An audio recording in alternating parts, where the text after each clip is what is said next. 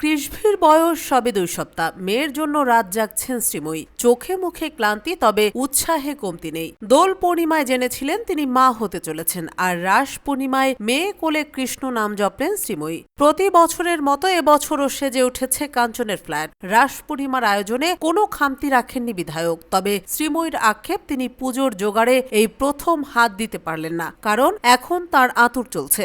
বরের সঙ্গে selfie video post করে শ্রীময়ী বলেন, আমরা তো এবার পূজার জোগাড় কিছুই করতে পারছি না, তাই ছবি তুলছি। মেয়েকে সামলে এবার আর সাজগোজ হয়নি শ্রীময়ীর। ঘরোয়া পোশাকে তিনি, নেই মেকআপও। ওদিকে কাঁথা স্টিচের ওড়না গায়ে জড়িয়ে ধরা দিলেন কাঞ্চন। পুরোহিত নিজেই করেছেন পুজোর জোগাড়। ভোগ প্রসাদ তৈরি করেছেন শ্রীময়ীর মা। আপাতত মেয়ের সংসারের হাল ধরেছেন তিনি।